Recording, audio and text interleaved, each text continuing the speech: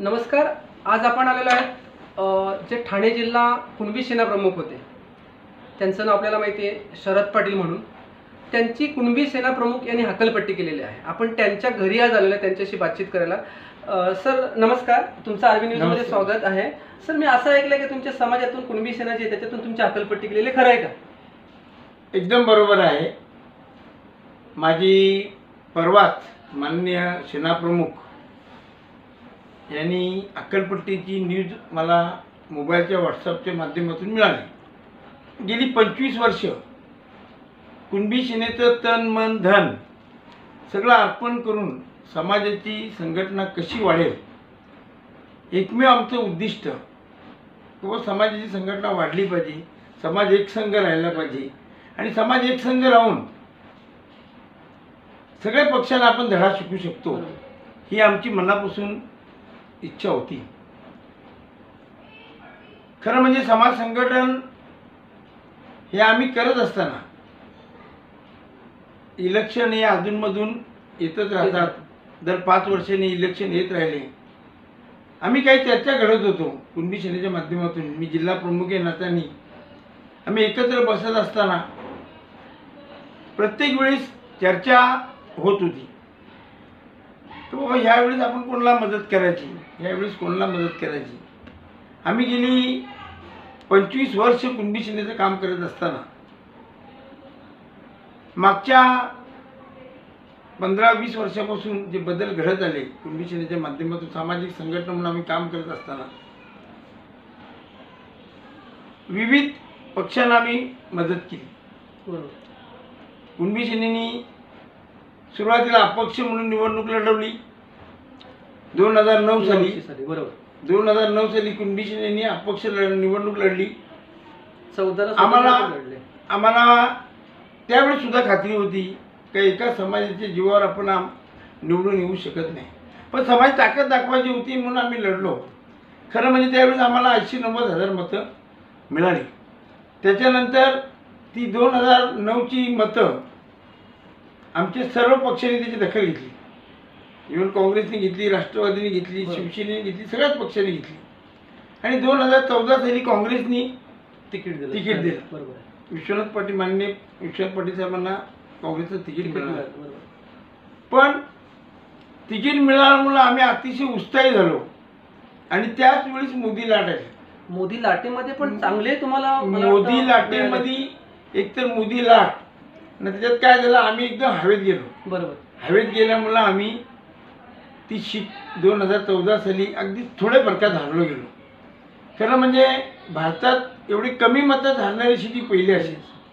मी एकदम कमी मतात त्यावेळेस हारलो. त्यावेळेस हारलो आम्ही, सगळे शांत झालो. त्याच्यानंतर 2019चं लोकसभेचं परत इलेक्शन लागलं. त्यावेळेस माननीय विश्वनाथ पाटील यांनी आम्हाला कोणालाही न विचारता बरोबर BJPला सपोर्ट करायचं त्यांनी चॅलेंज केलं. विश्वासात घेणं अपेक्षित होतं. अपेक्षित आम्हाला सगळ्या कमिटीला, जिल्हा कमिटीला, तालुका कमिटीला तुम्हाला विचारलं अजिबात आम्हाला कोणाला विचारलं नाही. 2019 साली जेव्हा विश्वनाथ पाटीलनी स्वतःहून जेव्हा BJPला सपोर्ट केला, मी त्याला वैयक्तिक म्हणून मी त्यांना पूर्ण विरोध केला, नकार दिला. जिल्ह्याचा अध्यक्ष नात्याने मी त्यांना बोललो का माझा राजीनामा घ्या. बरोबर. 2019 साली मी स्वतःहून राजीनामा दिला. मी स्वतः घरी गेलो, पाटील साहेबांच्या घरी राजीनामा त्यांच्या हातात दिला का पाटील साहेब मी कुणबी सेनेचं काम करू इच्छित नाही. विचार नाही पटले तुम्हाला, मला तुमचे विचार पटले नाही, मी BJPवर काम करू शकत नाही.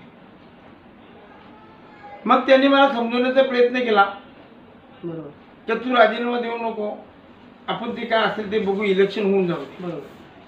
त्याच्यानंतर इलेक्शन लागलं, फॉर्म भरले.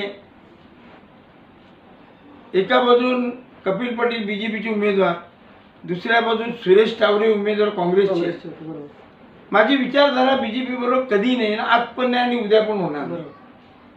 मी विश्वनाथ पाटलांना खूप समजवण्याचा प्रयत्न केला. पाटील साहेबांनी डायरेक्ट BJPला सपोर्ट केल्यामुळं मी राजीनामा घेऊन गेलो, स्वीकारला नाही. त्याच्यानंतर मी माननीय काँग्रेसचे महाराष्ट्राचे प्रदेशाध्यक्ष नाना पटोलेंची तारुख घेतली आणि त्याच दरम्यान मी आंबडीला जाहीर सभा लावली. नाना पटोलेंची सभा लावल्यानंतर मी काँग्रेसचं काम केलं, विश्वनाथ पटोले BJPचं काम केलं. आमच्यातले बरेच लोक त्यावेळी 70% लोक माझ्याबरोबर आले कुणबी सेनेचे. त्याच्यानंतर सुरेश टावरे इलेक्शन हरणार होते आम्हाला माहिती होतं, कारण त्यावेळेस पण मोदी लाट होती 2019ला. बरोबर. आणि त्या हरत असताना सुद्धा आम्ही काँग्रेसला सपोर्ट केला. त्याच्यानंतर मी स्वतः राजीनामा घेऊन गेलो, ते माझं स्वीकारलं नाही. मी कुणबी सेनेचा जसा तसा जिल्हाध्यक्ष. मला एक असं विचारायचं आहे बोला. की तुम्ही साहेबांना सपोर्ट केला, म्हणजे निलेश सांबरे साहेबांच्या त्याच्या प्रचार रॅलीमध्ये होतात, त्याच्यासाठी तुम्हाला तडफा म्हणजे तुम्ही काय निर्णय घेतला असं त्याच्यामध्ये जाण्याचा? 2019 सालीत मी BJPला नकार दिला. बरोबर. 2024ची लोकसभा निवडणूक लागली. मी साहेबांना विश्वनाथ पटला विनंती केली का आपण एक 100 लोकांची मिटिंग इथे घेऊ. हां. मी माझ्या घरी त्यांची 100-150 लोकांची, मातब्बर लोकांची मिटिंग लावली. कुणबी सेनेचे सगळे कार्यकर्ते, बरोबर, समाजातले विविध संघटनेचे सर्व पदाधिकाऱ्यांची 100 ते 150 लोकांच्या माझ्या घरी त्यांना समजवण्याचा प्रयत्न केला. त्याच्यानंतर साहेब ऐकत नाहीत हे आमच्या लक्षात आल्यानंतर आम्ही स्वतः 2 गाड्या काढल्या आणि त्यांच्या घरी गेलो. तरी सुद्धा पाटील साहेब BJPचा सपोर्ट करतात, ऐकण्याच्या मूडमध्ये नव्हते, ऐकण्याच्या मूडमध्ये नव्हतो. तुम्ही समाज बांधव म्हणून की त्यांचं सामाजिक कार्य त्यांना सपोर्ट करण्याचं कारण काय सांबरे साहेबांना? खरं म्हणजे सांबरे साहेबांचे तशी माझा परिचय फार कमी अल्पावधी, म्हणजे माझ्या माहितीप्रमाणे 4 वर्ष 5 वर्षापासून मी त्यांना चांगलं ओळखतोय. त्यांचं एक सामाजिक काम आणि प्रचंड असं सामाजिक काम आहे त्यांचं. प्रचंड सामाजिक काम, विरोधक पण मान्य करतात. प्रचंड सामाजिक काम. आणि त्याच्यानंतर 2 आगरी समाजाचे उमेदवार आणि 1 कुणबी समाजाचा उमेदवार. आणि मी स्वतः निर्णय केला की आपण समाजाच्या माणसाला सपोर्ट केला पाहिजे. आणि म्हणून मी त्या रॅलीत हजर झालो आणि मी तिथं जाहीर भाषण पण केलं. भाषण असं केलं का भिवंडी तालुक्यातल्या सर्व कुणबी समाजाच्या वतीने तुम्हाला जाहीर पाठिंबा आहे म्हणून. मी कुणबी सेनेचं कुठेही नाव घेतलेले नाही. कुणबी समाज म्हणून तुम्ही नाव मी कुणबी समाजाचा ठाणे जिल्ह्याच्या वतीने मी त्यांना जाहीर सपोर्ट केला. मी काय कुणबी सेनेचा, मला माहिती आहे मी काल पण नव्हतो आज पण नव्हतो, कारण माझा प्रत्येक वेळी साहेबांना विरोध होता आणि मी तो जाहीर पाठिंबा समाजाच्या वतीने देऊन टाकला. म्हणजे अशा प्रकारचं सामाजिक काम असेल, अवाढव्य असं सामाजिक प्रचंड सामाजिक काम आहे, अगदी आरोग्य असेल, शिक्षण असेल, अशा तुम्हाला वाटतं जातीवर फक्त निवडून येतील असं? अजिबात नाही. जातीवर निवडून नाही. समाजाचा कुणबी समाजाच्या साहेबांनी काम करताना जात पात धर्म त्याच्या पलीकडे काम केलेलं आहे. निलेश सांबरेंच्या मी गेली 5-10 वर्षापासून बघतोय, त्यांनी कोणत्याही कुणबी समाजाचा माणूस आहे म्हणून त्याला मदत केली पाहिजे. सगळंच विसरून त्यांनी त्याच्या पलीकडे जाऊन त्यांनी मदत केली नाही. त्याचं कार्य बघून मी त्याला मदत केली आहे.